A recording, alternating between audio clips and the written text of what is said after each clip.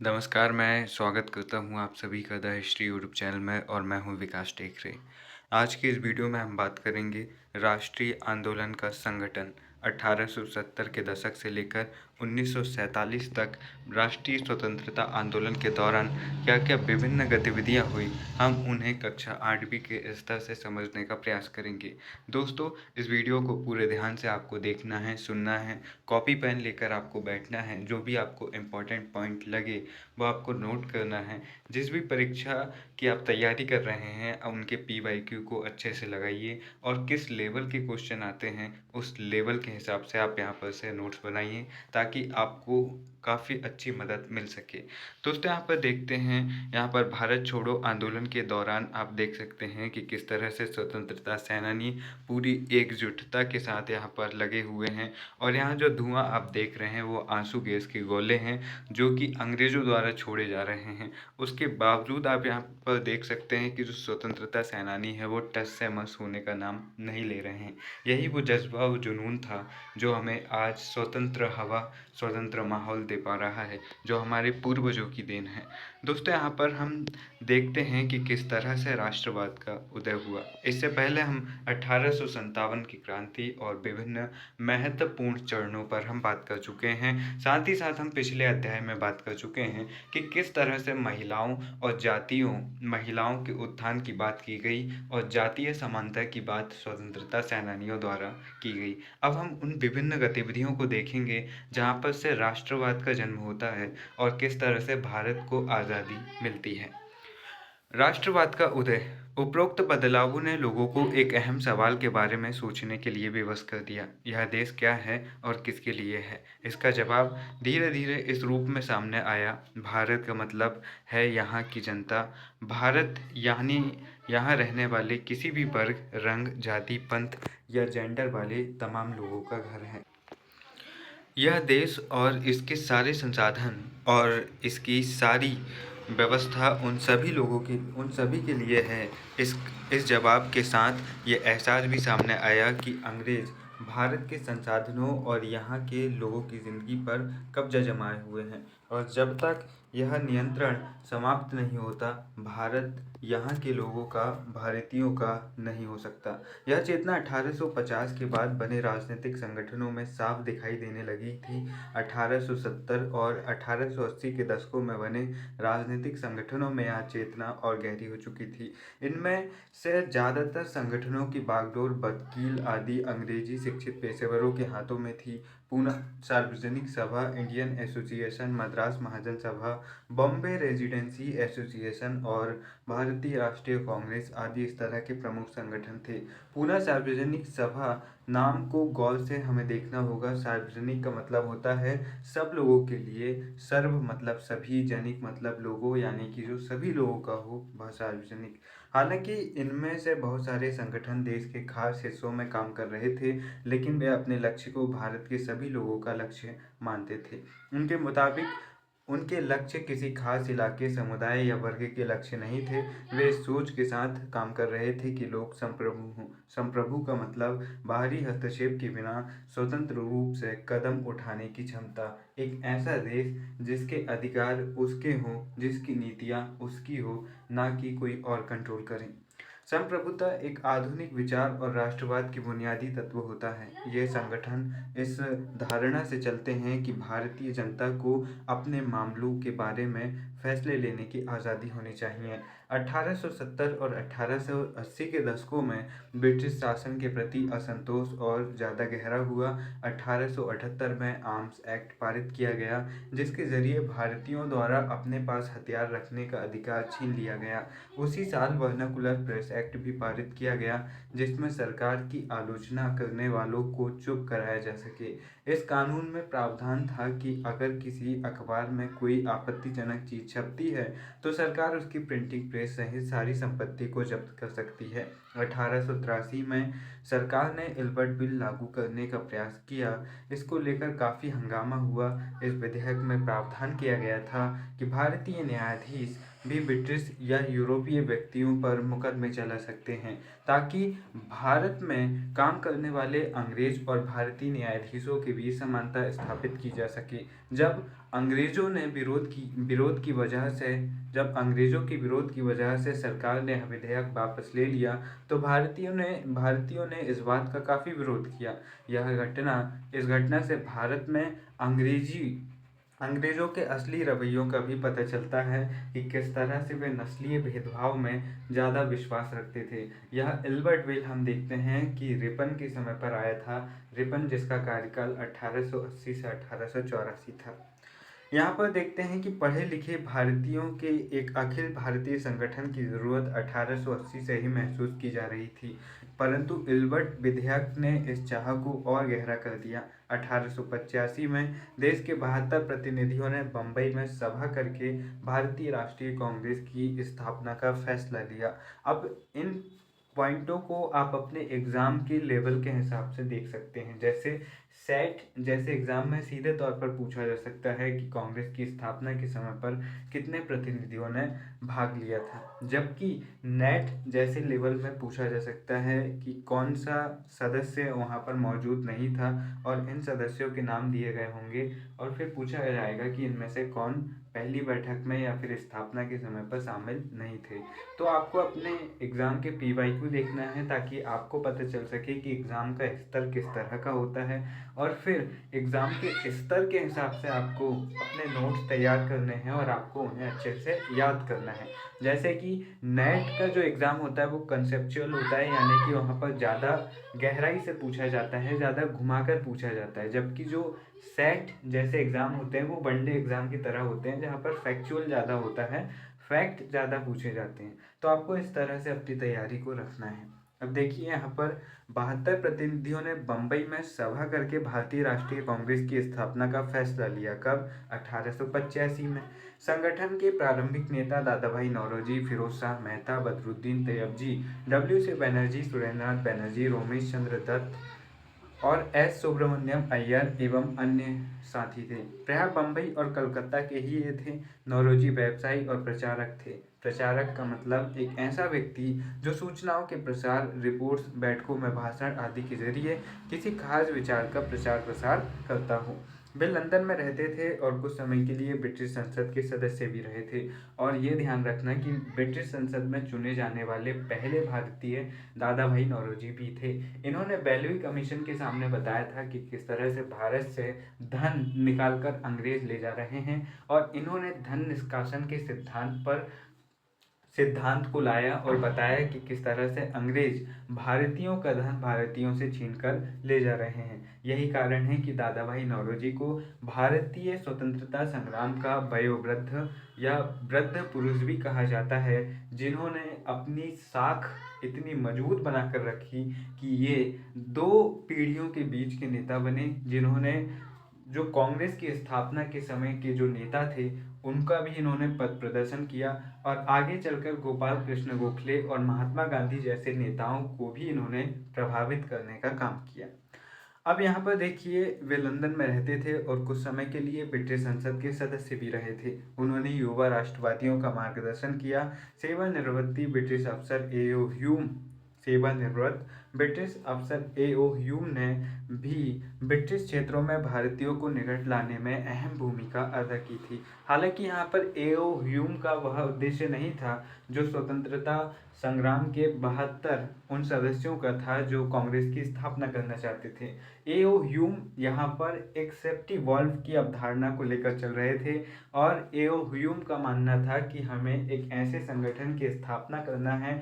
A.O. Hume का कहना भी ये था कि जो नेता हैं इसके, उन्हें जनता भगवान की तरह मानती है, और इन नेताओं का हमारे साथ अच्छा संबंध है। ये जनता की रग रग से वाकिफ़ है, और अगर कोई बड़ा आंदोलन या क्रांति होने वाली होगी तो इसकी जानकारी, इसकी भनक हमें पहले ही लग जाएगी इन नेताओं के जरिए।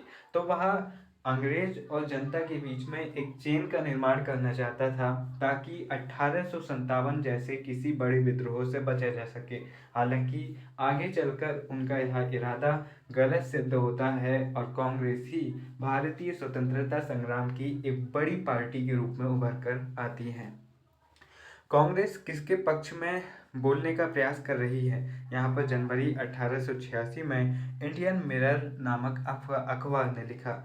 उससे पहले आप यहाँ पर दादा भाई नौरोजी की तस्वीर देख सकते हैं, जो कि बहुत ही प्रभावशाली नेता रहे और इन्होंने poverty and un-British rule in India में ब्रिटिश शासन के आर्थिक परिणामों की बहुत तीखी आलोचना की है और धन निष्कासन का सिद्धांत इन्होंने इसी किताब में दिया था। यह बहुत महत्वपूर्ण है।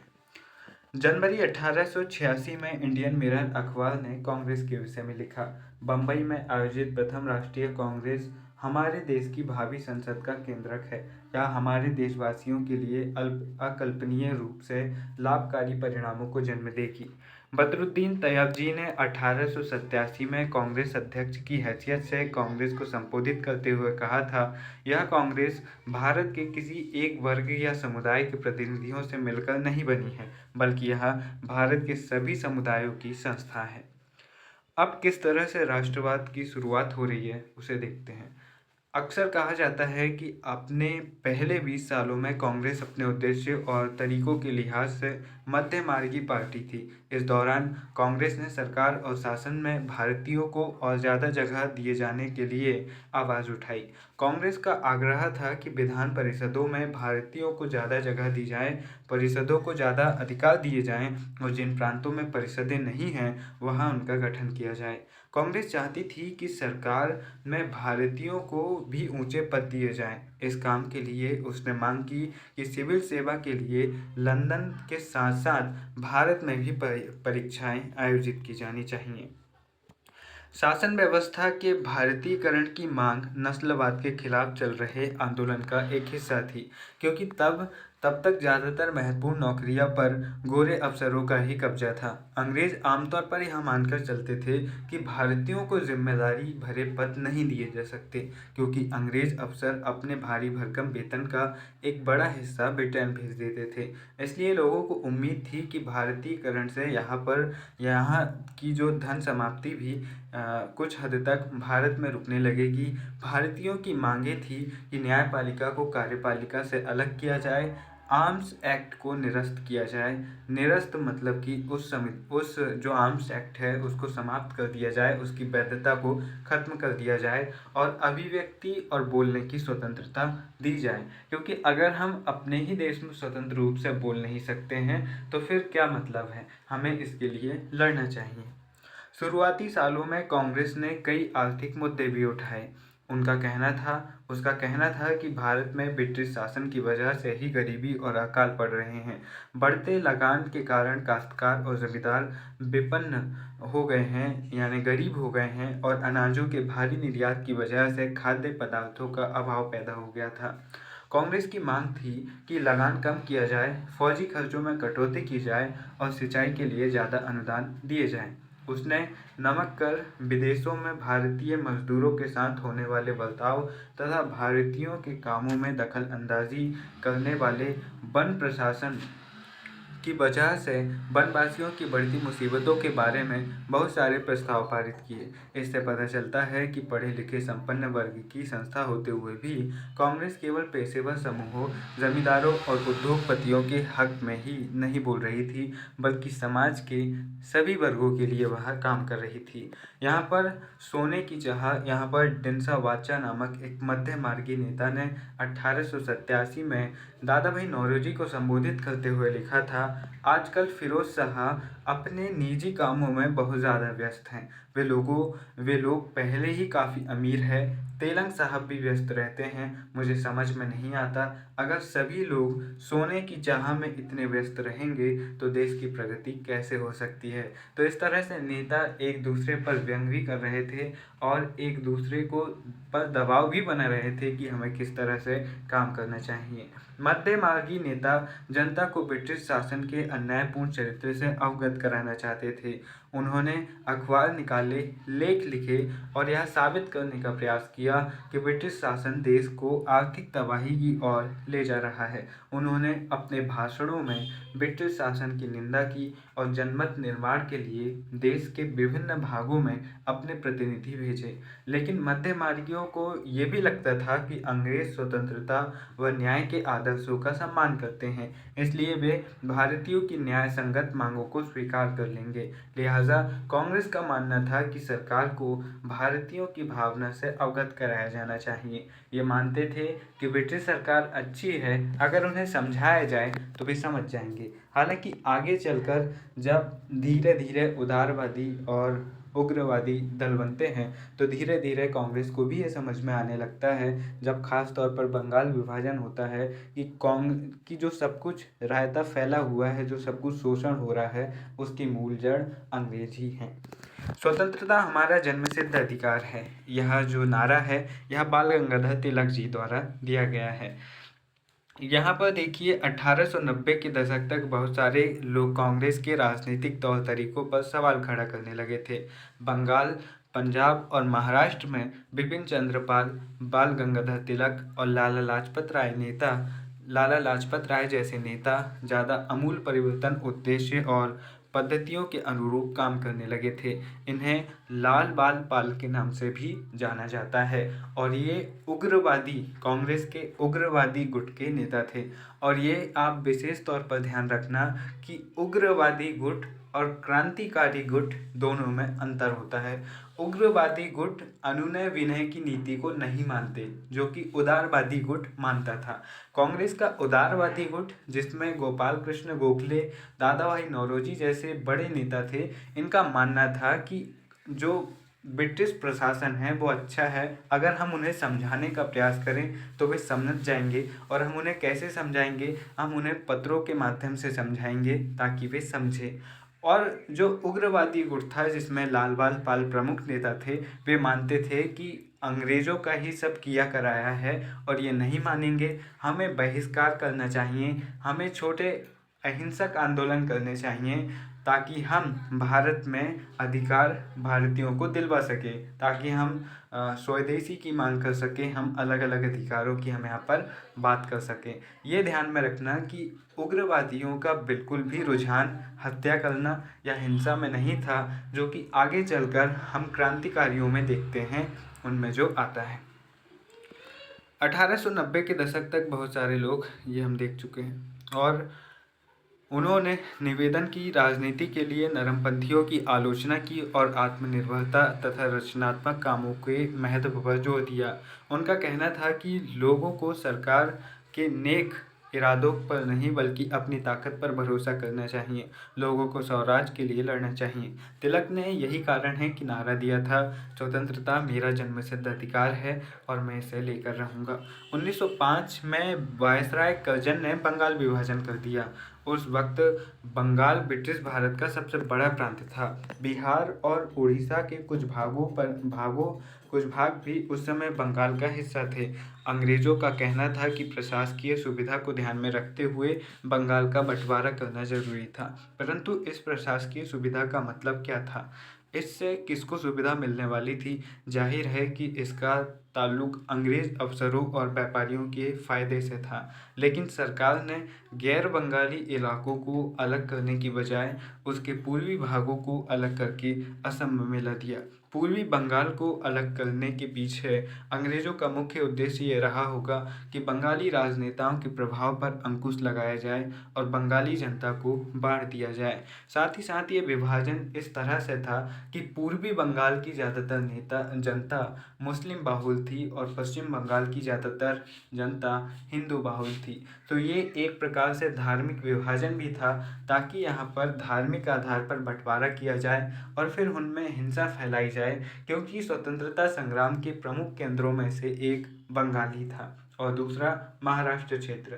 तो यहाँ पर बंगाल को अगर बांट दिया जाए तो यहाँ पर होने वाली क्रांतिकारी गतिविधियों को बहुत कम किया जा सकता है। लेकिन हुआ इसके उल्टा, हिंदू मुस्लिमों ने आपस में एकता दिखाई और एक दूसरों को राखी बांधी ताकि वे राष्ट्रीय एकता का प्रतीक बन सके।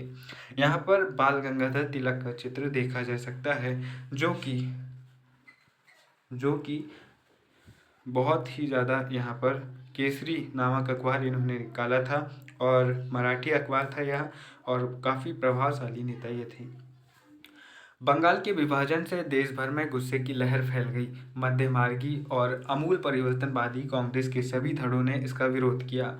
विशाल जनसभाओं का आयोजन किया गया और जुलूस निकाले गए। यहाँ पर यह भी ध्यान रखना कि इस समय पर स्वदेशी आंदोलन शुरू होता है, जहाँ पर विदेशी वस्तुओं का बहिष्कार और स्वदेशी वस्तुओं के विकास की बात की जाती है। और इसी समय पर बहुत सारे स्वदेशी शिक्षण संस्थान खोले जाते हैं और स्वदेशी वस्त्रों कारखानों का विकास इस समय पर किया जाता है। यहाँ पर जो उदारवादी गुट था, उनका कहना था कि स्वदेशी आंदोलन को केवल बंगाल तक सीमित रखना चाहिए, क्योंकि ये मामला बंगाल का है। जबकि उग्रवादी नेताओं का ये मानना था कि जब तक हम इसे एक राष्ट्रव्यापी आंदोलन नहीं बनाते हैं, तब तक अंग्रेज नहीं झुकेंगे। और आगे चलकर विजय होती है उग्रवादी गुट की, और यहाँ पर लाल बालपाल और उनके अन्य सहयोगी नेता मिलकर इस बंग भंग आंदोलन को या स्वदेशी आंदोलन को राष्ट्रीय स्तर पर फैलाते हैं, और इसका परिणाम होता है कि 1911 में बंगाल का विभाजन रद्द कर दिया जाता है।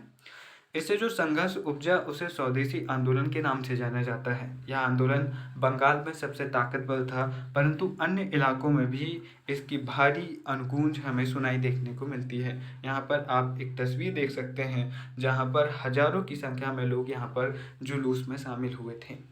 इन्हें ये भी पता था कि अंग्रेज कोई लोकतांत्रिक सरकार नहीं चला रहे हैं जो सीधे तौर पर गिरफ्तारी करेंगे या फिर कहेंगे कि भाई आप इससे आगे नहीं जा सकते। उनका अगर मन किया तो वो सीधे तोप दाग सकते हैं, सीधे बंदूकें चला सकते हैं। उसके बावजूद इतने सारे लोग खड़े हुए थे क्योंकि इनके अंदर राष्ट्र प्रेम था।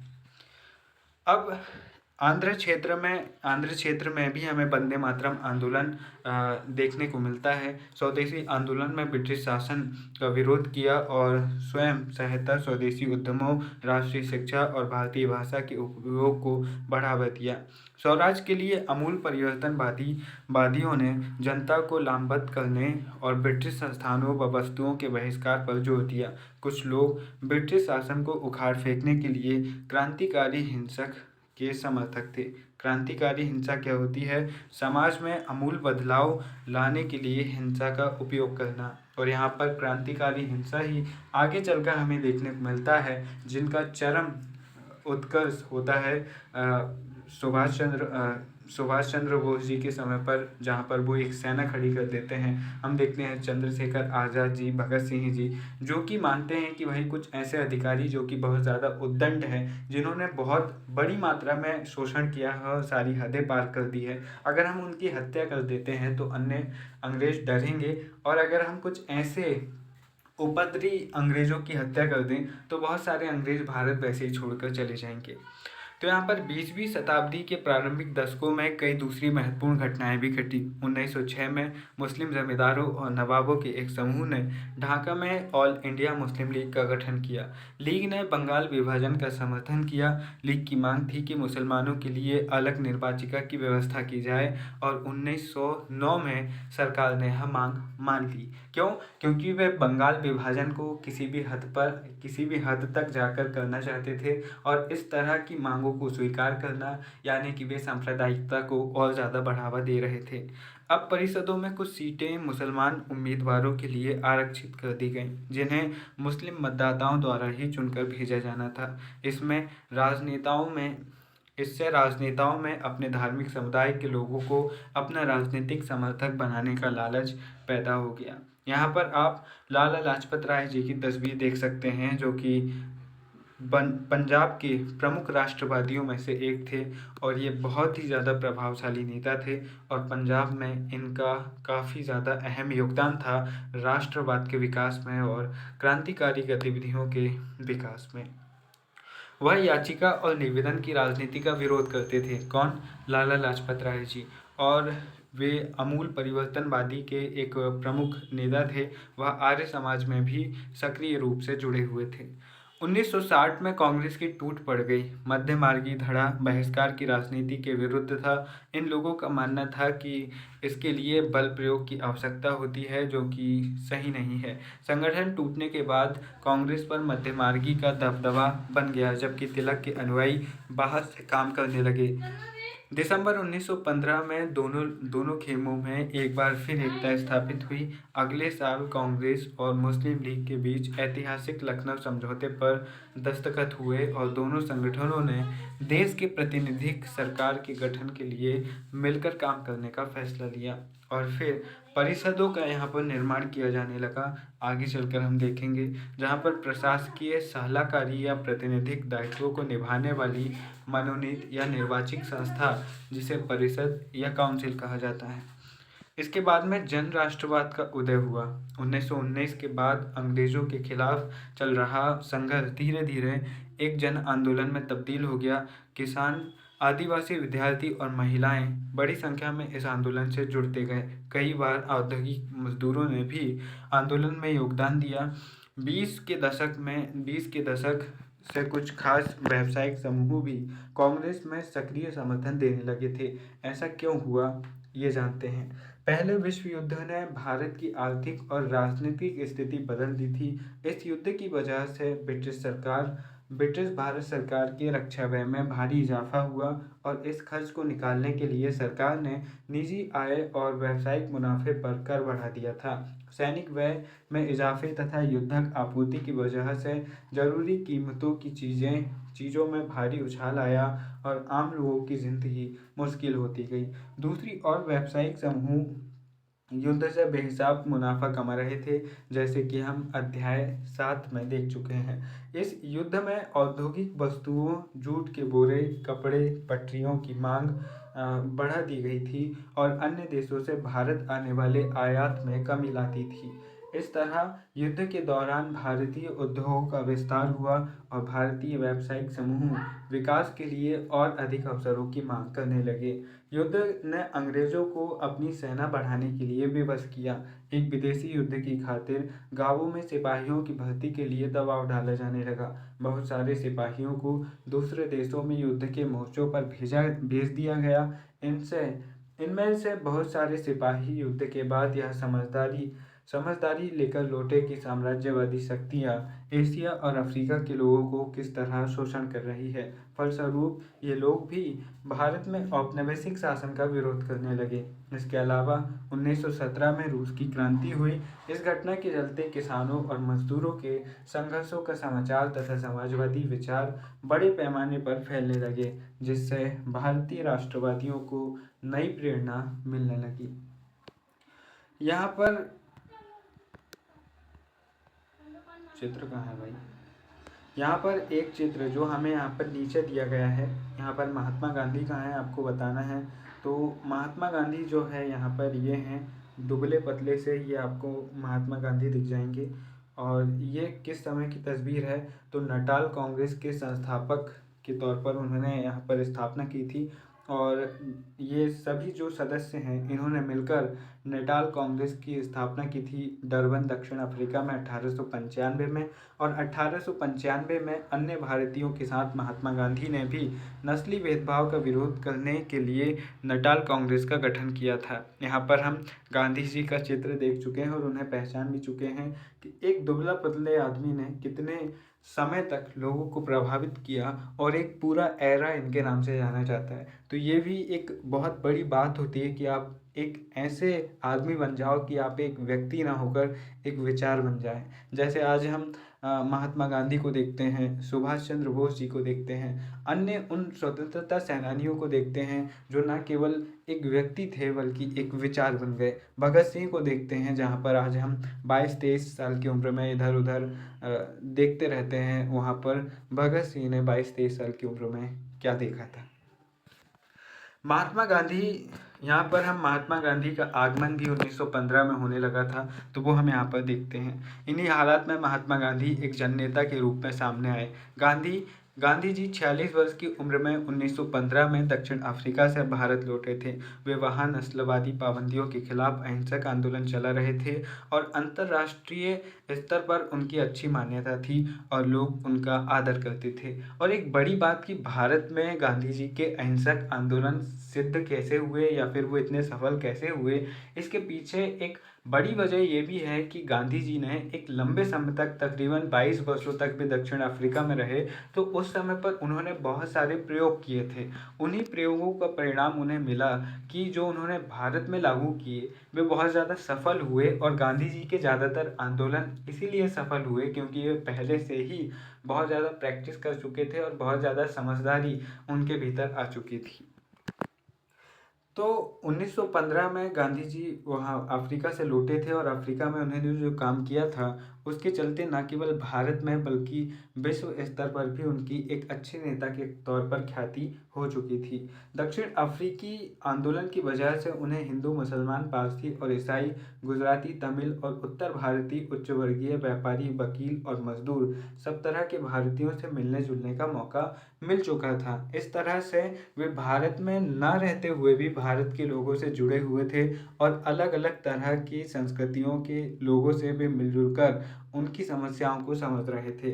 महात्मा गांधी ने पहले साल पूरे भारत का दौरा किया, और कहते हैं कि जब वे गोपाल कृष्ण गोखले जी से मिले तो गोपाल कृष्ण गोखले जी ने ही उन्हें यह सुझाव दिया था कि आप पहले साल भारत का दौरा कीजिए और फिर तय कीजिए कि आपको क्या करना है।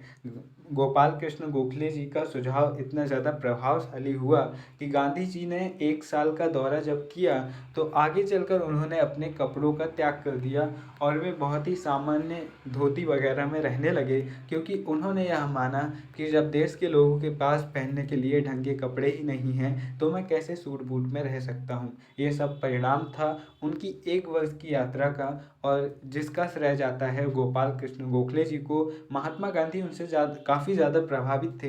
यही कारण है कि महात्मा गांधी अपना राजनीतिक गुरु गोपाल कृष्ण गोखले को मानते हैं। आपको ये भी पता होना चाहिए कि मोहम्मद अली जिन्ना भी अपना राजनीतिक गुरु गोपाल कृष्ण गोखले जी को मानते थे, लेकिन आप देख सकते हैं एक की धारा पश्चिम है तो एक की धारा पूर्व है। अब यहाँ पर इन आंदोलनों के माध्यम से राजेंद्र प्रसाद जब उन्होंने 1 वर्ष की यात्रा की तो फिर बाद में उन्होंने छोटे छोटे आंदोलन किए, जैसे हम देखते हैं खेड़ा सत्याग्रह, चंपारण, अहमदाबाद के जो स्थानीय मिल मजदूर हैं उनके लिए उन्होंने आंदोलन किया। तो इन आंदोलनों के दौरान राजेंद्र प्रसाद और वल्लभ भाई पटेल जैसे नेता, जो स्थानीय युवा नेता थे, गांधी जी के संपर्क में आए, और फिर आगे चलकर वे राष्ट्रीय नेता के रूप में उभरे। 1918 में अहमदाबाद में उन्होंने मजदूर मिलों की हड़ताल का सफलतापूर्वक नेतृत्व किया था। अब हम देखते हैं 1919 से 1922 के बीच आंदोलनों को कुछ गहराई से हम समझने का प्रयास करते हैं, जैसे रॉलेट सत्याग्रह, जैसे जो सविनय अवज्ञा आंदोलन है, असहयोग आंदोलन है, वो हम यहाँ पर देखेंगे।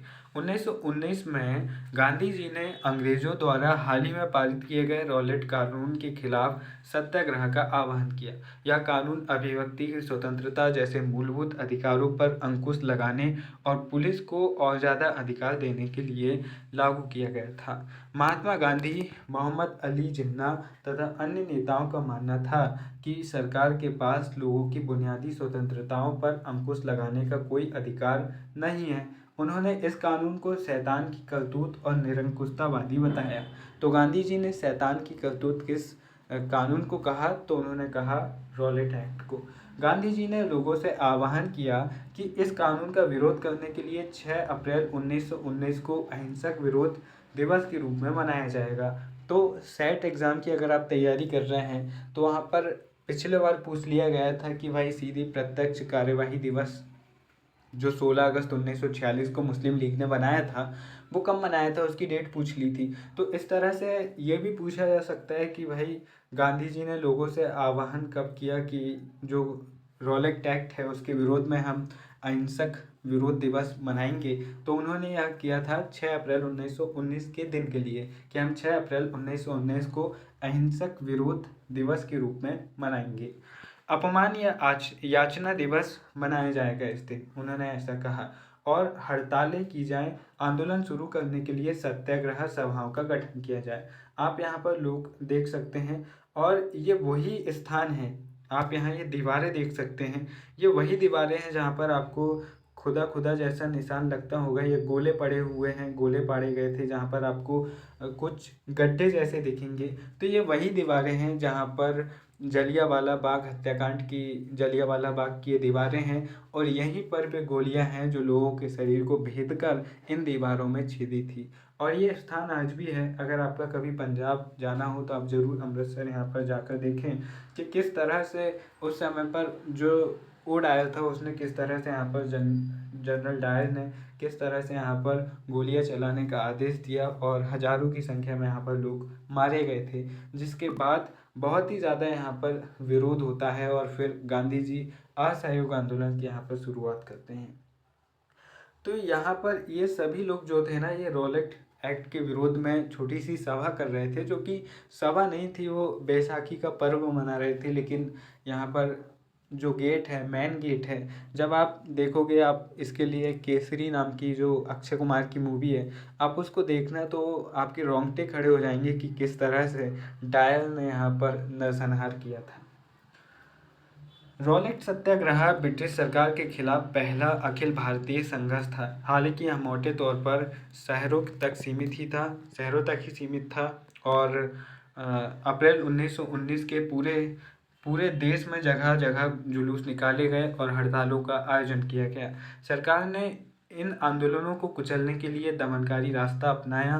बैसाखी 13 अप्रैल के दिन अमृतसर में जनरल डायर द्वारा जलियांवाला बाग में किया गया हत्याकांड इसी दमन का हिस्सा था। इस जनसंहार पर रविन्द्रनाथ टैगोर ने अपनी पीड़ा और गुस्सा जताते हुए नाइटहुड की उपाधि को वापस लौटा दिया था। नाइटहुड की उपाधि क्या है? ब्रिटिश राजा रानी की तरफ से किसी व्यक्ति की अप्रतिम व्यक्तित्व, सफलताओं या जनसेवा के लिए दी जाने वाली उपाधि थी। दरअसल यहाँ पर काफ़ी बड़ी संख्या में नरसंहार हुआ था, जिससे बहुत ही ज़्यादा यहाँ पर टैगोर साहब बहुत ही ज़्यादा गुस्से में थे और बहुत इन्हें दुख हुआ कि भाई इतना बुरा कोई कैसे कर सकता है, और इन्होंने फिर ये उपाधि लौटा दी थी। रॉलेट सत्याग्रह के दौरान लोगों ने ब्रिटिश शासन के खिलाफ हिंदुओं और मुसलमानों के बीच गहरी एकता बनाए रखने के लिए प्रयास किए। महात्मा गांधी भी यही चाहते थे। उनकी राय में यहाँ रहने वाले सभी लोगों यानी हिंदुओं, मुसलमानों और अन्य धर्मों के लोगों का देश है। उनकी गहरी आकांक्षाएं थी कि हिंदू और मुसलमान किसी भी न्यायपूर्ण उद्देश्य के लिए एक दूसरे का समर्थन करें। यहाँ पर चिरंतन सिद्धांत, पीड़ा का जो चिरंतन सिद्धांत है उसे हम यहाँ पर देखते हैं। महात्मा गांधी ने 12 मार्च 1938 को यह कहा था। अहिंसा से गांधी जी का क्या आशय था? अहिंसा किसी संघर्ष का आधार कैसे बन सकती थी? इस बारे में गांधी जी का यह कहना था। प्रतिफल की मामूली सी भी इच्छा किए बिना लगातार अच्छे काम करते जाने से अहिंसा का जन्म होता है। यही अहिंसा का सबसे अमूल्य सबक है। दक्षिण अफ्रीका में मैंने अन्याय और अत्याचारों को रोकने के उद्देश्य से पीड़ा के अनंत सिद्धांत को सीख लिया है। इसका सकारात्मक आशय अहिंसा से है। इसके लिए आपको किसी भी व्यक्ति के हाथों खुशी खुशी पीड़ा सहने के लिए तैयार रहना चाहिए और आप किसी के प्रति दुर्भावना नहीं रखेंगे। यहाँ तक कि आपके साथ बुरा करने वालों के साथ भी आपको दुर्भावना नहीं रखनी है। खिलाफत आंदोलन और असहयोग आंदोलन किस तरह से शुरू होता है वो हम यहाँ पर देखते हैं। खिलाफत का मुद्दा इसी तरह का एक ज्वलंत मुद्दा था। 1920 में अंग्रेजों ने तुर्की के सुल्तान खलीफा पर बहुत सख्त संधि थोप दी थी। जलियांवाला बाग हत्याकांड की तरह इस घटना पर भी भारत के लोगों में भारी गुस्सा था। भारतीय मुसलमान यह भी चाहते थे कि पुराने ऑटोमन साम्राज्य में स्थित पवित्र मुस्लिम स्थानों पर खलीफा का नियंत्रण बना रहना चाहिए। खिलाफत आंदोलन के नेता मोहम्मद अली और शौकत अली अब एक सर्वव्यापी असहयोग आंदोलन शुरू करना चाहते थे। गांधी जी ने उनके आह्वान का समर्थन किया और कांग्रेस से आग्रह किया कि वह पंजाब में हुए अत्याचारों यानी जलियांवाला बाग हत्याकांड और खिलाफत के मामले में हुए अत्याचारों के विरुद्ध मिलकर अभियान चलाए और स्वराज की मांग करे। 1921-22 के दौरान असहयोग आंदोलन को और गति मिली। हजारों विद्यार्थियों ने सरकारी स्कूल कॉलेज छोड़ दिए। मोतीलाल नेहरू, सियालदास, सी राजगोपालाचारी, और आसफ अली जैसे बहुत सारे वकीलों ने वकालत छोड़ दी।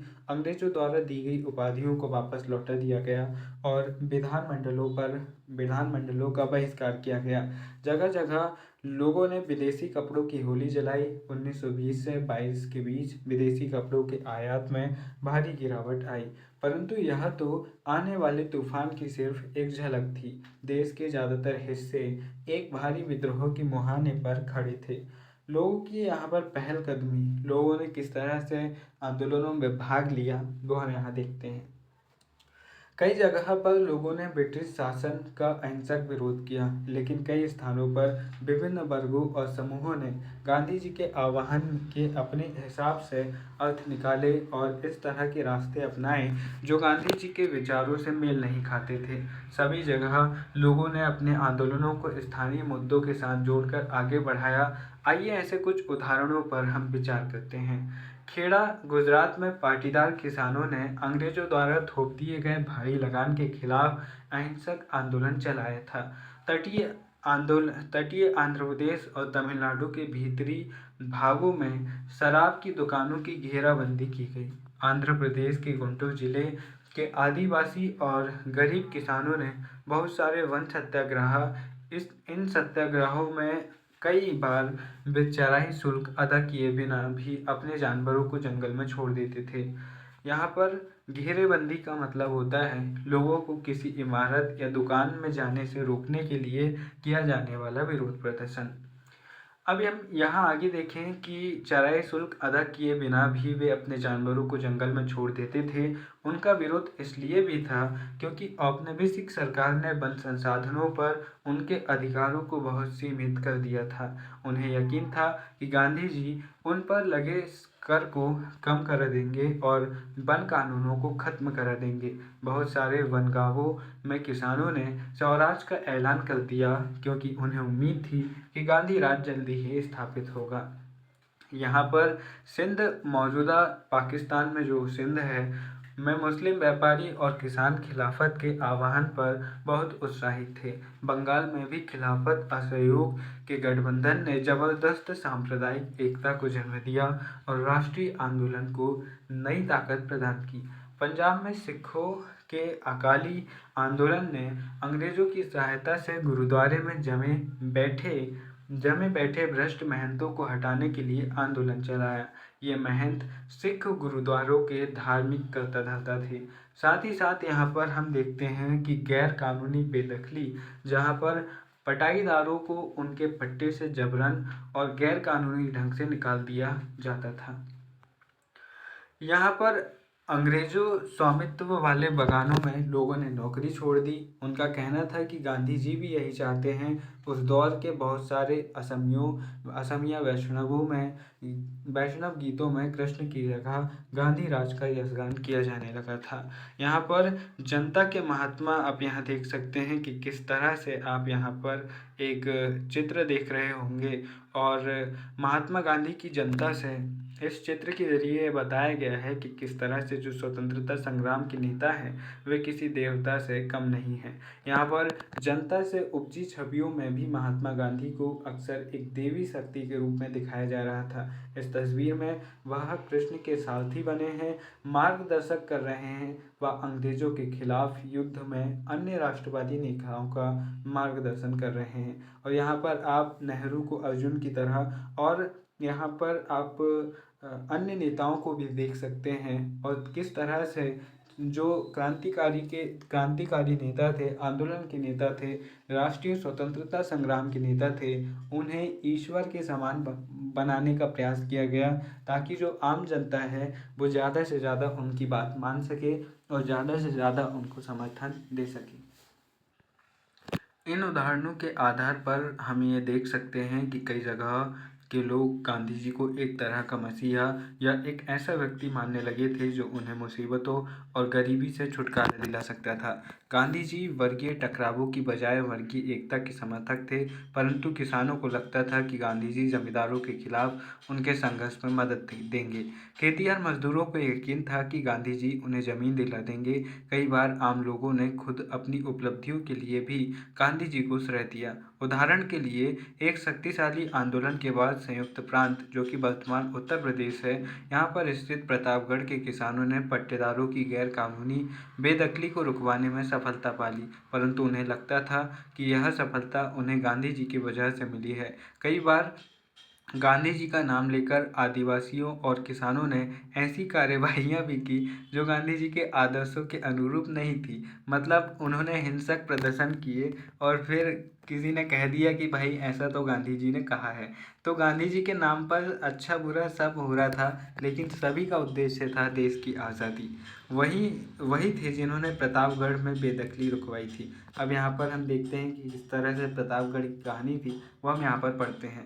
इलाहाबाद जिले में किसान आंदोलन पर सीआईडी द्वारा तैयार की गई जनवरी 1921 की एक रिपोर्ट का एक अंश यहाँ पर दिया गया है। दूर दराज के गांवों में भी गांधी जी के नाम का सिक्का जितना चलने लगा है, उसे देखकर अचंभा होता है। किसी को भी पता नहीं कि वह कौन है क्या है, फिर भी सबने मान लिया कि वे जो कहते हैं वह सही है और उनका जो भी आदेश हो वह पूरा होना चाहिए। वह एक महात्मा या साधु, एक पंडित, इलाहाबाद के एक ब्राह्मण, यहाँ तक कि एक देवता है, उनके नाम की असली ताकत का अंदाज़ा इस बात से लगाया जा सकता है कि प्रतापगढ़ के लोग मानते हैं कि उन्होंने ही बेदखली रुकवाई थी। किन्होंने? गांधी जी ने। आमतौर पर गांधी जी को लोग सरकार का विरोधी नहीं मानते, बल्कि केवल जमींदारों का विरोधी मानते हैं। हम गांधी जी को सरकार के पक्ष हम गांधी जी और सरकार के पक्ष में हैं। तो इस तरह से हम देखते हैं कि गांधी जी के प्रति अलग अलग भावनाएं हमें देखने को मिलती है। जो प्रेमचंद जी का गोदान है, जो 1934-35 के आसपास लिखा गया और प्रकाशित हुआ, उसमें हम देखते हैं कि प्रेमचंद जी भी जनसाधारण की जब बात करते हैं तो वहाँ पर भी देखते हैं कि गांधी जी को एक देवता के रूप में लोग मानते थे और गांधी बाबा आ गए, गांधी बाबा आ गए, इस तरह से बातें की जाती थी। 1922-29 की घटनाएं हम देखते हैं। महात्मा गांधी हिंसक आंदोलन के विरुद्ध थे। इसी कारण 1922 में जब किसानों की एक भीड़ ने चौरी चौरा पुलिस थाने पर हमला कर उसे जला दिया, तो गांधी जी ने अचानक असहयोग आंदोलन वापस ले लिया। उस दिन 22 पुलिस वाले मारे गए। किसान इसलिए बेकाबू हो गए थे क्योंकि पुलिस ने उनके शांतिपूर्वक जुलूस पर गोली चला दी थी। असहयोग आंदोलन खत्म होने के बाद गांधी जी के अनुयायी ग्रामीण इलाकों में रचनात्मक कार्यक्रम शुरू करने पर जोर देने लगे। चित्तरंजन दास और मोतीलाल नेहरू जैसे अन्य नेताओं की दलील थी कि पार्टी को परिषद चुनावों में हिस्सा लेना चाहिए और परिषदों के माध्यम से सरकारी नीतियों को प्रभावित करना चाहिए। 20 के दशक के मध्य में गांवों में किए गए व्यापक सामाजिक कार्यों की बदौलत गांधीवादियों को अपना जनाधार फैलाने में काफ़ी मदद मिली। क्योंकि जब असहयोग आंदोलन गांधी जी ने 1922 में स्थगित किया तो उसकी दो बड़ी वजह थी। एक तो थी मोपला, जहाँ पर तकरीबन 3000 से ज़्यादा लोगों की हत्याएं अंग्रेज़ों द्वारा या फिर अन्य हिंसक गतिविधियों में कर दी गई थी, और साथ ही ये चोरा चोरी घटना भी थी। गांधी जी को यहाँ पर लगने लगा था कि जनता अभी तक अहिंसक आंदोलन के लिए तैयार नहीं हुई है।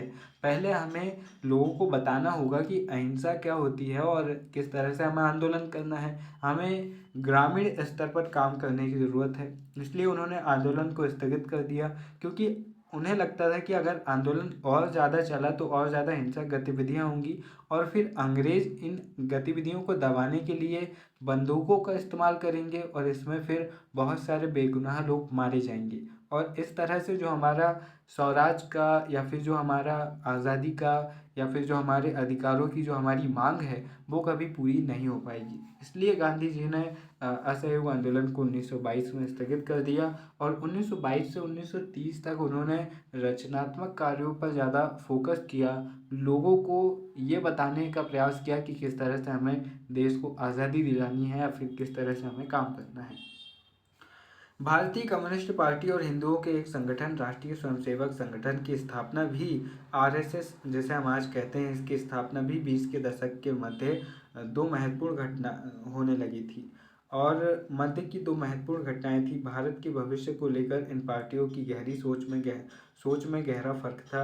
अपने अध्यापकों की सहायता से हमें उनके विचारों को जानना चाहिए। मैं खुद आपको बता देता हूँ, जो आरएसएस है वह धार्मिक संगठन था, और यहाँ पर जो चित्तरंजन दास और मोतीलाल नेहरू की जो पार्टी थी, उनकी जो पार्टी थी यहाँ पर, वह भाई समाजवादी और मार्क्सवादी विचारधारा से प्रभावित पार्टी थी। यहाँ पर आप चित्तरंजन दास जी की तस्वीर यहाँ पर देख सकते हैं और स्वतंत्रता आंदोलन में चित्तरंजन दास एक प्रमुख नेता थे और वह पूर्वी बंगाल में वकील थे और असहयोग आंदोलन में वह काफ़ी सक्रिय रहे थे। अब यहाँ पर हम देखते हैं साइमन कमीशन जो आता है, जो कि 1919 की रिपोर्ट की समीक्षा के लिए 10 वर्ष में बनाया जाना था और अगर इस आधार से देखें तो यह 1929 में बनना था, लेकिन चूंकि ब्रिटेन में चुनाव था और चुनाव में वह फ़ायदा लेना चाहती थी पार्टियां, इसलिए इसको 2 वर्ष पहले ही 1927 में भेज दिया गया था। साइमन कमीशन का विरोध करते हुए यहाँ पर आंदोलनकारी देख सकते हैं और यहाँ पर विरोध क्यों कर रहे थे, क्योंकि इसमें कोई भी भारतीय व्यक्ति नहीं था और यह भारतीयों के लिए बनाया गया था और फिर भी इसमें कोई भारतीय व्यक्ति शामिल नहीं था। 1927 में इंग्लैंड में बैठी ब्रिटिश सरकार ने लॉर्ड साइमन की अगुवाई में एक आयोग भारत भेजा। इस आयोग को भारत के राजनीतिक भविष्य का फैसला करना था। इस आयोग में कोई भारतीय प्रतिनिधि नहीं था। इस फैसले की वजह से भारत में भारी असंतोष हुआ। सभी राजनीतिक संगठनों ने भी आंदोलन का बहिष्कार करने का फैसला लिया। जब कमीशन के सदस्य भारत पहुंचे तो प्रदर्शनों के साथ उनका स्वागत किया गया। प्रदर्शनकारियों का नारा था साइमन वापस जाओ। साइमन गो बैक का नारा जो कि यूसुफ मेहर अली ने दिया था, वह इस समय का प्रमुख नारा बन गया था। तो ये भी आपको ध्यान रखना है कि यूसुफ मेहर अली जी ने यह नारा दिया था, साइमन गो बैक, यानी कि साइमन वापस जाओ। अब यहाँ पर हम आगे पढ़ें तो हम देखते हैं कि किस तरह से इस दशक के आखिरी में 1930 के दशक के आखिरी में कांग्रेस ने पूर्ण स्वराज का प्रस्ताव पारित किया, जहाँ पर हम देखते हैं कि जवाहरलाल नेहरू की अध्यक्षता में 1929 में पारित किए गए इस प्रस्ताव के आभार पर 26 जनवरी 1930 को पूरे देश में स्वतंत्रता दिवस मनाया गया और यही कारण है कि 26 नवंबर 1949 को भारतीय संविधान में सभी के सिग्नेचर हो गया और बनकर कंप्लीट हो गया। फिर भी इसको फिर भी 2 महीने बाद 26 जनवरी 1950 को लागू किया गया, क्योंकि इसी दिन की याद में उसे लागू किया गया था जब पहली बार भारतीय कांग्रेस ने पूर्ण आज़ादी को अपना लक्ष्य बनाया था। अब यहाँ पर आप भगत सिंह जी, जो कि इसी दशक में काफ़ी ज़्यादा प्रभावशाली क्रांतिकारी रहे और आज भी ये हमें प्रेरणा देते हैं, इनके कुछ विचार यहाँ पर हम देखते हैं। इन्होंने कहा था कि बहरे कानों को सुनाने के लिए धमाके की ज़रूरत होती है, इंकलाब जिंदाबाद। भगत सिंह, चंद्रशेखर आज़ाद, सुखदेव और उनके जैसे अन्य क्रांतिकारी राष्ट्रवादी औपनिवेशिक शासन तथा अमीर शोषक वर्ग से लड़ने के लिए मजदूरों और किसानों की क्रांति चाहते थे। इस काम को पूरा करने के लिए उन्होंने 1928 में दिल्ली स्थित फिरोज शाह कोटला में हिंदुस्तान सोशलिस्ट रिपब्लिकन एसोसिएशन यानी कि HSRA की स्थापना की, जिसको हसरा भी कहते हैं। 17 दिसंबर 1928 को भगत सिंह, चंद्रशेखर आज़ाद एवं राजगुरु ने लाला लाजपत राय पर लाठीचार्ज करने वाले सैंडर्स नामक पुलिस अधिकारी की हत्या कर दी। इसी लाठीचार्ज के कारण बाद में लाला लाजपत राय जी की मृत्यु हो गई थी। अपने साथी राष्ट्रवादी BK दत्त के साथ भगत सिंह ने 8 अप्रैल 1929 को केंद्रीय विधान परिषद में बम फेंका। क्रांतिकारियों ने अपने पर्चे में कहा था कि उनका मकसद किसी की जान लेना नहीं, बल्कि बहरों को सुनाना है तथा विदेशी सरकार को उसके द्वारा किए जा रहे भयानक शोषण से अवगत कराना है। भगत सिंह, सुखदेव और राजगुरु को 23 मार्च 1931 को फांसी पर चढ़ा दिया गया। उस समय भगत सिंह की आयु मात्र 23 वर्ष थी। 23 वर्ष में भी इतना जिगरा कहाँ से आ गया होगा और कितनी हिम्मत इनमें रही होगी, आप सोच सकते हैं कि इन्होंने असेंबली में जाकर बम फेंक दिया। हालांकि इन्होंने खाली जगह में बम फेंका था, क्योंकि ये जानते थे कि भाई अगर हर जगह के जो पत्रकार हैं वो कहाँ मौजूद होंगे, असेंबली में, और वो एक चर्चा का विषय बन जाएगा कि भाई असेंबली में बम किसने फेंक दिया, क्यों फेंक दिया, लोग ज़्यादा जानेंगे। तो अगर सीधे तौर पर हाईलाइट होना है और सीधे तौर पर अपनी बात को देश के कोने कोने तक पहुंचाना है तो असेंबली से कोई अच्छा रास्ता तो हो नहीं सकता। तो आप देख सकते हैं कि कितना ज़्यादा दिमाग इन्होंने लगाया होगा। अब यहाँ पर हम इसी समय पर 1930 में हम दांडी मार्च को देखते हैं। पूर्ण स्वराज अपने आप आने वाला नहीं था, इसके लिए लोगों को लड़ाई में उतरना था। 1930 में गांधी जी ने ऐलान किया कि वह नमक कानून को तोड़ने के लिए यात्रा निकालेंगे। क्यों?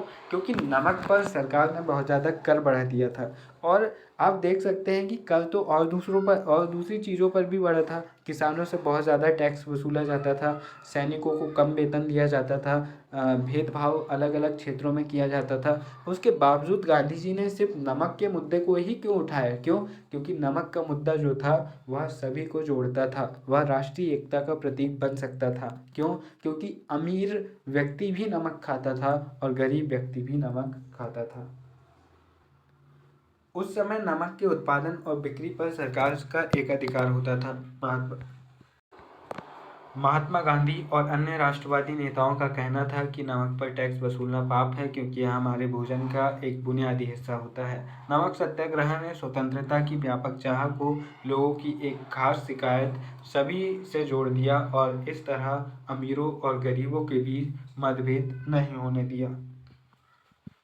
गांधी जी और उनके अनुयायी साबरमती से 240 किलोमीटर दूर स्थित दांडी तक पैदल चलकर गए और उन्होंने तट पर बिखरा नमक इकट्ठा करते हुए नमक कानून का सार्वजनिक रूप से उल्लंघन किया। महात्मा गांधी, यहाँ पर आप चित्र देख सकते हैं कि किस तरह से महात्मा गांधी जो तट है वहाँ पर नमक बिखरा हुआ है उसको इकट्ठा करते हुए नमक कानून की अवहेलना कर रहे हैं। और यहाँ पर 6 अप्रैल 1930 की यह घटना है। स्वतंत्रता संघर्ष में महिलाओं का क्या योगदान रहा? यहाँ पर एक उदाहरण के तौर पर कर्नाटक की अंबाबाई को देखिए। राष्ट्रीय आंदोलन में अलग अलग पृष्ठभूमि वाली बहुत सारी महिलाओं ने हिस्सा लिया। युवा और वृद्ध, अकेली और विवाहित, ग्रामीण और शहरी, रूढ़िवादी और उदारवादी, सभी तरह के माहौल से आने वाली महिलाएं आंदोलन में शामिल हुई। स्वतंत्रता संघर्ष, महिला आंदोलन और स्वयं उनके लिए यह भी हिस्सेदारी बहुत महत्वपूर्ण थी। अंग्रेज अफसरों और भारतीय राष्ट्रवादियों दोनों को लगता था कि महिलाओं की सहभागिता ने राष्ट्रीय संघर्ष को जबरदस्त ताकत दी थी। स्वतंत्रता आंदोलन में हिस्सेदारी के कारण महिलाएं घरों से बाहर आने लगी थी। इसने उन्हें विभिन्न व्यवसायों व शासन में जगह दिलाई और पुरुषों के साथ समानता का मार्ग प्रशस्त किया। महिलाओं के लिए सहभागिता का अर्थ क्या था? इसकी सबसे अच्छी अभिव्यक्ति खुद उन्हीं के शब्दों में देखी जा सकती है। कर्नाटक की अंबाबाई का विवाह 12 साल की उम्र में कर दिया गया था।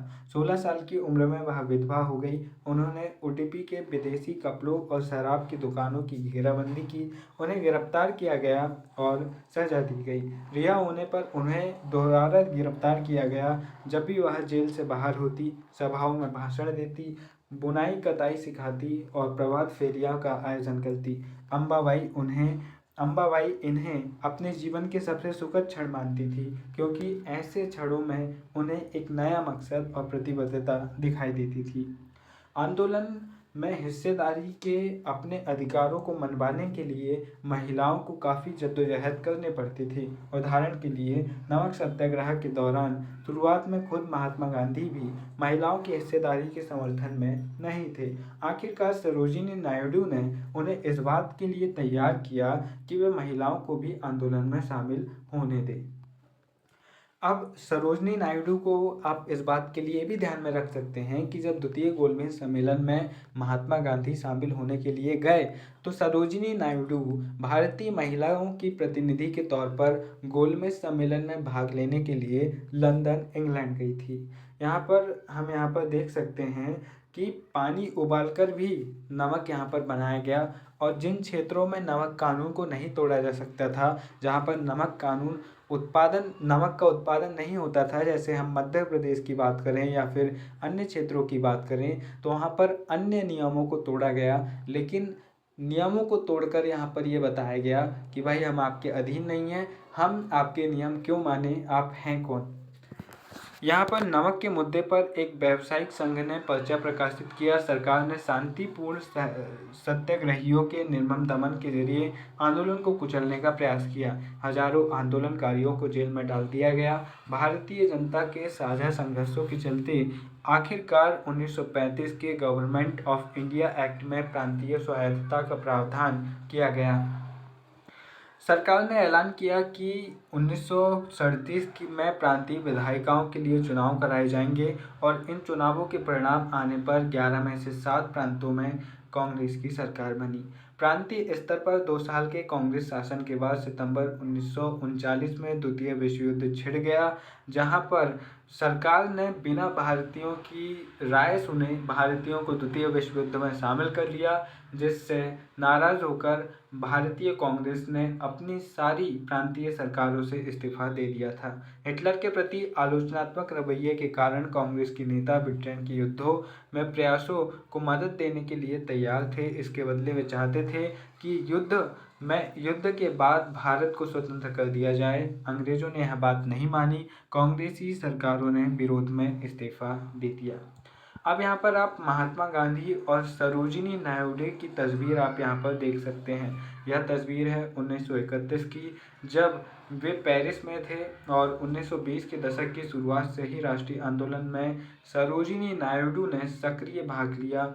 दांडी मार्च की प्रमुख नेताओं में से वे एक रही थी और भारतीय राष्ट्रीय कांग्रेस के अध्यक्ष पद पर पहुंचने वाली वह पहली भारतीय महिला थी और एनी बेसेंट के बाद कांग्रेस की अध्यक्ष बनने वाली वे दूसरी भारतीय महिला थी और कांग्रेस की अध्यक्ष बनने वाली वे पहली भारतीय महिला थी। उनके बाद भी अन्य महिलाएं हमें देखने को मिलती है, जिनके बारे में हम आगे पढ़ेंगे। यहाँ पर आप वीर लखन नायक को फांसी दे दी गई। आप यहाँ पर एक घटना देख सकते हैं। 30 के दशक में नवरंगपुर कांग्रेस उड़ीसा के अध्यक्ष बाजी मोहम्मद यहाँ पर लिखते हैं कि 25 अगस्त 1942 को 19 लोग नवरंगपुर स्थित पवरंदी में हुई पुलिस फायरिंग के मौके पर ही मारे गए। बहुत सारे लोग बाद में घावों के कारण मर गए। 300 से ज़्यादा घायल हुए। 1000 से ज़्यादा को कोटपुर जिले की जेल में डाल दिया गया। कई को गोली मार दी गई या फांसी पर लटका दिया गया। वीर लखन नायक, जो कि अंग्रेजों की अवहेलना करने वाले एक विख्यात जनजातीय नेता थे, उन्हें भी फांसी पर लटका दिया गया। बाजी हमें बताते हैं कि लखन नायक अपनी फांसी के बारे में चिंतित नहीं थे, बल्कि उन्हें इस बात का दुख था कि वे स्वतंत्रता की प्रभात नहीं देख पाएंगे और देश की आज़ादी देखे बगैर ही उनकी मृत्यु होगी। हालांकि वे एक महान शहीद रहे। बाजी मोहम्मद ने राष्ट्रीय संघर्ष में शामिल होने के लिए 20,000 लोगों को लामबंद किया था। उन्होंने कई बार सत्याग्रह किया। उन्होंने दूसरे विश्व युद्ध के खिलाफ हुए विरोध और भारत छोड़ो आंदोलन में भी हिस्सा लिया और कई बार लंबे समय तक के लिए वे जेल में रहे। यहाँ पर प्रांतीय स्वायत्तता से क्या मतलब है? इसका मतलब है कि संघ के भीतर रहते हुए प्रांतों को तुलनात्मक रूप से स्वतंत्र निर्णय लेने की क्षमता देना, जो कि 1935 के भारत शासन अधिनियम के तहत भारतीय प्रांतों को दी गई। यहाँ पर भारत छोड़ो आंदोलन 1942 अगस्त में जो हुआ, वहाँ पर आप देख सकते हैं कि प्रदर्शनकारी हर जगह पुलिस से लोहा ले रहे हैं। हजारों लोग गिरफ्तार हुए और 1000 से ज़्यादा मारे गए और असंख्य घायल हुए। यहाँ पर आप चित्र देख सकते हैं कि किस तरह से भारतीय स्वतंत्रता सेनानी यहाँ पर डटे हुए हैं और कुछ यहाँ पर जगह में ही सो गए हैं, कुछ घायल हो गए हैं, लेकिन उसके बावजूद वे पीछे हटने को तैयार नहीं हैं। उसी तरह आप यहाँ पर एक महान नेता का चित्र देख रहे हैं, नेताजी सुभाष चंद्र बोस। सुभाष चंद्र बोस, जो कि समाजवादी विचार रखने वाले अमूल परिवर्तनवादी राष्ट्रवादी सुभाष चंद्र बोस अहिंसा के गांधीवादी आदर्शों में विश्वास नहीं रखते थे।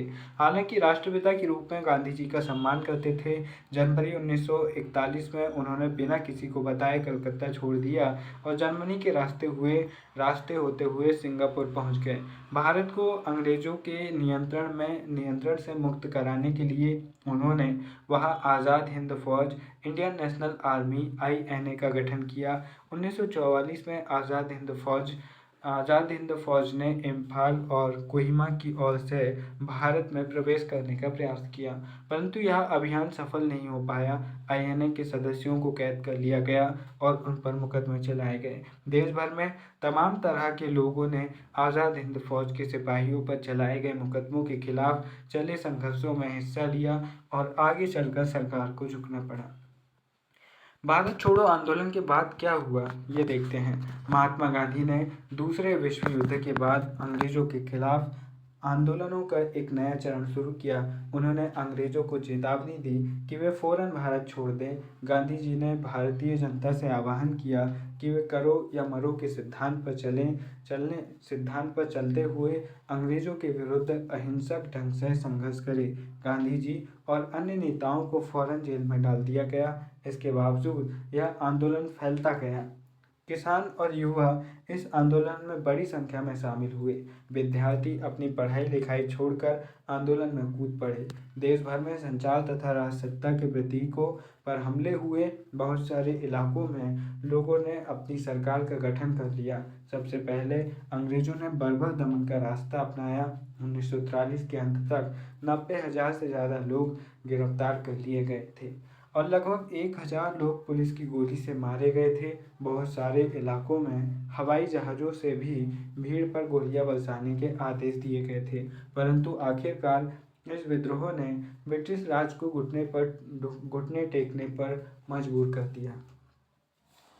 स्वतंत्रता और विभाजन की ओर अब हम देखते हैं। भारत को स्वतंत्रता मिलने लगी है, लेकिन मिल रहा है एक दुख, विभाजन।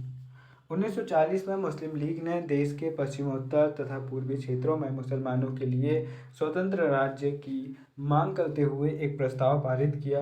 इस प्रस्ताव में विभाजन या पाकिस्तान का जिक्र नहीं था। मुस्लिम लीग ने उपमहाद्वीप के मुसलमानों के लिए स्वायत्त व्यवस्था की मांग क्यों की थी? 1930 के दशक के आखिरी सालों से मुस्लिम लीग हिंदुओं, मुसलमानों और हिंदुओं को अलग अलग राष्ट्र मानने लगी थी और इस विचार तक पहुंचने में 20 और 30 के दशक में हुए हिंदुओं और मुसलमानों के कुछ संगठनों के बीच हुए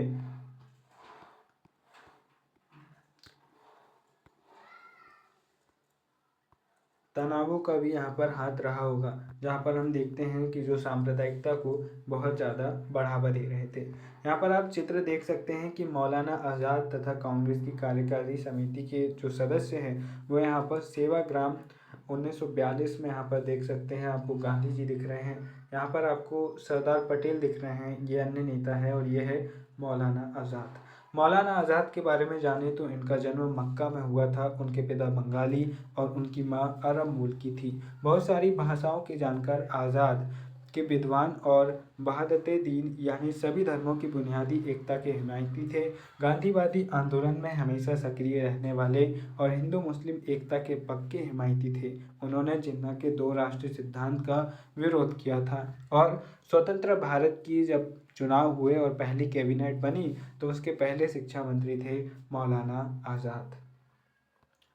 अब यहाँ पर देखिए, हम यहाँ पर गांधी जिन्ना वार्ताओं से पहले हम देखते हैं कि सबसे पहले चक्रवर्ती प्लान के जरिए चक्रवर्ती ही पहले व्यक्ति थे जिन्होंने भारत और पाकिस्तान के विभाजन को स्वीकार किया था और इन्होंने साफ तौर पर एक प्लान भी बनाया था कि किस तरह से हम बिना किसी समस्या के भारत और पाकिस्तान का विभाजन कर सकते हैं। और इन्होंने जिन्ना से भी बात किया था और गांधी जी से भी बात की थी जो असफल हुई, लेकिन ये पहले व्यक्ति थे जिन्होंने इस तरह का विचार प्रस्तुत किया था। यहाँ पर हम देख सकते हैं 1944 की तस्वीर, जहाँ पर प्लान समझा रहा है ये कौन सा कि भाई किस तरह से भारत पाकिस्तान यहाँ पर विभाजित होगा। यहाँ पर ये तस्वीर में आप सी राजगोपालाचारी को देख सकते हैं और ये भी ध्यान रखना कि ये स्वतंत्र भारत के पहले वायसराय थे और अंतिम वायसराय भी ये थे, यानी गवर्नर जनरल थे। ठीक है, सी राजगोपालाचारी। और वयोवृद्ध राष्ट्रवादी और दक्षिण में नमक सत्याग्रह के नेता श्री राजगोपालाचारी 1946 में बनी अंतरिम सरकार के सदस्य थे और स्वतंत्र भारत के पहले गवर्नर जनरल और अंतिम गवर्नर जनरल भी थे। इन्हें लोग राजा जी के नाम से जानते थे। अब यहाँ पर आप सरदार वल्लभ भाई पटेल की तस्वीर यहाँ पर चित्र 18 में देख रहे होंगे। सरदार पटेल 1945-47 के दौरान आज़ादी की जो वार्ताएं, प्रमुख वार्ताएं थी, उनमें इनका प्रमुख योगदान था। और पटेल नादियाड गुजरात के एक गरीब किसान व्यवसायी परिवार से आते थे और 1918 के बाद स्वतंत्रता आंदोलन की अगली कतार में रहने वाले नेताओं में से एक थे। पटेल 1931 में कांग्रेस के अध्यक्ष भी रहे थे और ये ध्यान रखना कि कांग्रेस के 1931 के अधिवेशन में ही राष्ट्रीय ध्वज को स्वीकार किया गया था, वही राष्ट्रीय ध्वज जिसमें अशोक चक्र के बजाय हमें चरखा देखने को मिलता है। अब यहाँ पर आप महात्मा गांधी के साथ मोहम्मद अली जिन्ना को सितंबर 1944 में देख सकते हैं। 1920 तक हिंदू मुस्लिम एकता के हिमायती और समर्थक रहे। जिन्ना ने लखनऊ समझौता करवाने में एक अहम भूमिका निभाई थी। 1934 के बाद उन्होंने मुस्लिम लीग को पुनर्जीवित किया और अंत में वे पाकिस्तान की स्थापना के सबसे मुख्य प्रवक्ताओं की कतार में जा पहुंचे थे। दरअसल हुआ क्या कि जो चुनाव हुए उनमें 1937 के जो चुनाव हुए उनमें जिन्ना को लगता था कि वे सामान्य छवि के साथ में जीत सकते हैं, सामान्य धार्मिक छवि के साथ में जीत सकते हैं। हिंदू महासभा को भी ऐसे ही लगा था। लेकिन जब इनकी हार हुई तो इन्होंने बहुत ही ज़्यादा ये रेडिकल हो गए, बहुत ही ज़्यादा कट्टरवाद की तरफ ये बढ़ गए। उसी कट्टरवाद का परिणाम था कि भाई किस तरह से भारत विभाजन यहाँ पर होता है। और हिंदू महासभा ने भी उसमें बहुत महत्वपूर्ण काम किया था, क्योंकि हिंदू महासभा हिंदुओं की तरफ से कट्टरवादी संगठन था। तो उसी तरह से हम देखते हैं मुस्लिमों की तरफ से जिन्ना का ये संगठन मुस्लिम लीग था। तो आप कह सकते हैं कि जो काम यहाँ पर हिंदुओं के लिए कट्टरवाद फैलाने का काम हिंदू महासभा कर रही थी, वही काम जिन्ना की मुस्लिम लीग कर रही थी। अब यहाँ पर आप जवाहरलाल नेहरू और गांधी जी को यहाँ पर देख सकते हैं। और यह कांग्रेस के बम्बई अधिवेशन से पहले महात्मा गांधी से यहाँ पर बात कर रहे हैं। जुलाई 1946 की यह तस्वीर है। और यहाँ पर देख सकते हैं कि गांधी जी के बहुत बड़े शिष्य थे नेहरू जी, और कांग्रेस समाजवादी और अंतर्राष्ट्रीयता के विचार रखने वाले ये नेता थे। और राष्ट्रीय आंदोलन तथा स्वतंत्र भारत की आर्थिक एवं राजनीतिक व्यवस्था के मुख्य शिल्पियों में से ये एक रहे हैं। यहाँ पर हम सामान्य निर्वाचन क्षेत्र की बात करें, जो कि हमने पढ़ा हुआ है, तो ऐसे निर्वाचन क्षेत्र जहाँ किसी धार्मिक तथा अन्य संप्रदाय के लिए कोई आरक्षण नहीं था, उन्हें सामान्य निर्वाचन क्षेत्र कहा गया था। यहाँ पर आप एक तस्वीर देख रहे होंगे जहाँ पर आपको महात्मा गांधी हाथ जोड़े दिख रहे होंगे, और दूसरी तरफ गले में गमछा, कंधे में गमछा डाले हुए आपको खान अब्दुल गफ्फार खान दिख रहे होंगे, जिन्हें सीमांत गांधी कहा जाता है। और ये पहले व्यक्ति थे, पहले गैर भारतीय व्यक्ति थे जिन्हें भारत रत्न सम्मान दिया गया। तो भारत रत्न इन्हें दिया गया था भाई, तो इन्हें दिया गया था आंदोलन में जो इनका योगदान है वो इन्हें दिया गया था। बहुत बाद में इन्हें दिया गया, 19 के दशक में इन्हें दिया गया। शायद इंदिरा गांधी या राजीव गांधी ने इन्हें दिया था। तो यहाँ पर इनके बारे में पढ़ें तो अब्दुल गफ्फार खान उत्तर पश्चिम सीमांत प्रांत के प्रमुख पश्तून नेताओं में से एक थे। इस चित्र में वे अपने सहयोगियों के साथ बिहार में एक शांति यात्रा का हिस्सा ले रहे हैं, जो कि तस्वीर है मार्च 1947 की। गफ्फार खान को बादशाह खान के नाम से भी जाना जाता है। वह खुदाई खिदमतगार संगठन के संस्थापक थे। उनके प्रांत के पठानों में लोकप्रिय शक्तिशाली अहिंसक आंदोलन था। और बादशाह खान भारत विभाजन के सख्त खिलाफ थे। उन्होंने 1947 में इस फैसले पर मंजूरी देने के लिए कांग्रेस के अपने साथियों की भी भर्त्सना की थी, यानी कि वे चाहते थे कि इस तरह से भारत का विभाजन न किया जाए। 1937 के प्रांतीय चुनाव संभवतः इससे भी ज़्यादा बड़ा कारण रहे। इन चुनावों ने मुस्लिम लीग को इस बात पर यकीन दिला दिया कि यहाँ मुस्लिम अल्पसंख्यक है और किसी भी लोकतांत्रिक संरचना में उन्हें हमेशा गौर भूमिका निभानी पड़ेगी। लीग को यह भी भय था कि संभव है कि मुसलमानों को प्रतिनिधित्व ही न मिल पाए। 1937 में मुस्लिम लीग संयुक्त प्रांत में कांग्रेस के साथ मिलकर सरकार बनाना चाहती थी, परंतु कांग्रेस ने इस प्रस्ताव को स्वीकार नहीं किया, जिससे फासला और बढ़ता गया। 30 के दशक में मुस्लिम जनता को अपने साथ लामबंद करने में कांग्रेस की विफलता ने भी लीग को अपना सामाजिक जनाधार फैलाने में मदद की। 40 के दशक के शुरुआती सालों में जिस समय कांग्रेस के ज़्यादातर नेता जेल में थे, उस समय लीग ने अपना प्रभाव फैलाने के लिए तेजी से प्रयास किए। 1945 में विश्व युद्ध खत्म होने के बाद अंग्रेज़ों ने भारतीय स्वतंत्रता के लिए कांग्रेस और लीग से बातचीत शुरू कर दी। यह वार्ता असफल रही, क्योंकि लीग का कहना था कि उसे भारतीय मुसलमानों का एकमात्र प्रतिनिधि माना जाए। कांग्रेस इस दावे को मंजूर नहीं कर सकती थी क्योंकि बहुत सारे मुसलमान अभी भी उसके साथ थे। 1946 में दोबारा प्रांतीय चुनाव हुए। सामान्य निर्वाचन क्षेत्र में कांग्रेस का प्रदर्शन तो अच्छा रहा, परंतु मुसलमानों के लिए आरक्षित सीटों पर लीग को बेजोड़ सफलता मिली। सामान्य निर्वाचन क्षेत्र अभी हम देख चुके हैं, जहां पर धर्म के आधार पर कोई विभाजन हमें देखने को नहीं मिलता है। लीग पाकिस्तान की मांग पर चलती रही। मार्च 1946 में ब्रिटिश सरकार ने इस मांग का अध्ययन करने और स्वतंत्र भारत के लिए एक सही राजनीतिक बंदोबस्त के सुझाव के लिए 3 सदस्यीय परिसंघ बनाकर भेजा। इस परिसंघ ने सुझाव दिया कि भारत अविभाजित रहे और उसे मुस्लिम बहुल क्षेत्रों को कुछ स्वायत्तता देते हुए एक ढीले महासंघ के रूप में संगठित किया जाए। कांग्रेस और मुस्लिम लीग दोनों ही इस प्रस्ताव के कुछ खास प्रावधानों से सहमत नहीं थे।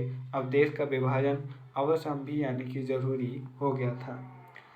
यहाँ पर आप देख सकते हैं कि कैबिनेट मिशन की इस विफलता के बाद मुस्लिम लीग ने पाकिस्तान की अपनी मांग को मनवाने के लिए जन आंदोलन शुरू करने का फैसला लिया। उन्होंने 16 अगस्त 1946 को प्रत्यक्ष कार्यवाही दिवस मनाने का आह्वान किया।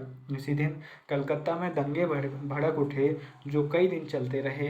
इन दंगों में हजारों लोग मारे गए। मार्च 1947 तक उत्तर भारत के विभिन्न भागों में भी हिंसा फैल गई थी। यहाँ पर आप हिंसाग्रस्त पंजाब से आए शरणार्थियों का चित्र यहाँ पर आप देख सकते हैं, जो कि भोजन की तलाश में और आश्रय की तलाश में दिल्ली के पास इकट्ठा हुए हैं ताकि भारतीय सरकार उनकी मदद कर सके। कई लाख लोग यहाँ पर भारत विभाजन में मारे गए और असंख्य महिलाओं को विभाजन की इस हिंसा में अकथनीय अत्याचारों का सामना करना पड़ा। करोड़ों लोगों को अपने घर बार छोड़कर भागना पड़ा। अपने मूल स्थानों से बिछड़कर ये लोग रातों रात अजनबी जमीन पर शरणार्थी बनकर रह गए। विभाजन का नतीजा यह भी हुआ कि भारत की शक्ल सूरत बदल गई। उसके शहरों का माहौल बदल गया और एक नए देश पाकिस्तान का जन्म हुआ। इस तरह ब्रिटिश शासन से स्वतंत्रता का यह आनंद विभाजन की पीड़ा और हिंसा के साथ साथ हमारे सामने आया।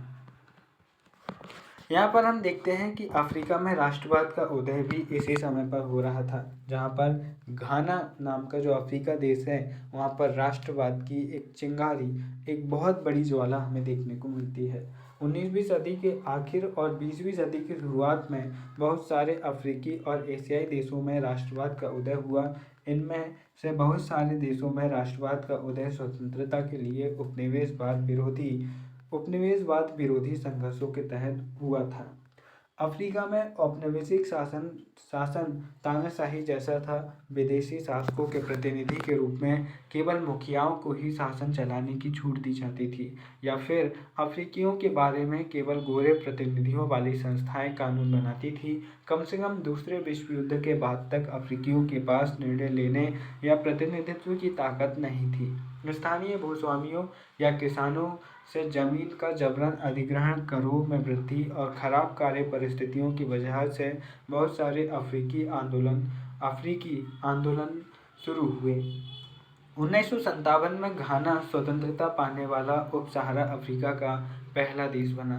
इससे पहले उसे गोल्ड कोस्ट के नाम से भी जाना जाता था। यहाँ स्वतंत्रता आंदोलन का नेतृत्व कुआमे नक्रुमा की कन्वेंशन पीपल्स पार्टी कर रही थी। घाना की जनता ने स्वतंत्रता के लिए हड़ताल, बहिष्कार और जन आंदोलनों का रास्ता अपनाया।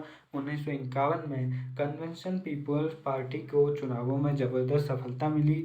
इस पार्टी ने उस प्रणाली का विरोध किया जिसमें ब्रिटिश शासकों ने मुखियाओं को विधानसभाओं में अपने प्रतिनिधियों को भेजने का अधिकार दिया हुआ था। इस पार्टी ने अंग्रेजों पर दबाव डाला कि वे ऐसी विधानसभाएं बनाएं जिनमें कोई मनोनीत या विशेष सदस्य ना हो। 1954 में इस मांग को मान लिया गया। 1956 में नई विधान परिषद के लिए चुनाव हुए। कन्वेंशन पीपल्स पार्टी ने इस चुनावों में सफलता पाई और इस तरह घाना के नाम एक नव स्वाधीन राष्ट्र के निर्माण का मार्ग प्रशस्त किया और इस तरह घाना स्वतंत्र हुआ। हमने इस अध्याय में बहुत सारी चीज़ें जानी और पूरे स्वतंत्रता संग्राम को बहुत ही कम शब्दों में समझने का प्रयास किया। सीमित चीज़ों को हमने यहाँ पर जाना और आने वाली कक्षाओं में, आने वाले अध्यायों में हम इनकी प्रत्येक घटनाओं को विस्तार से जानेंगे।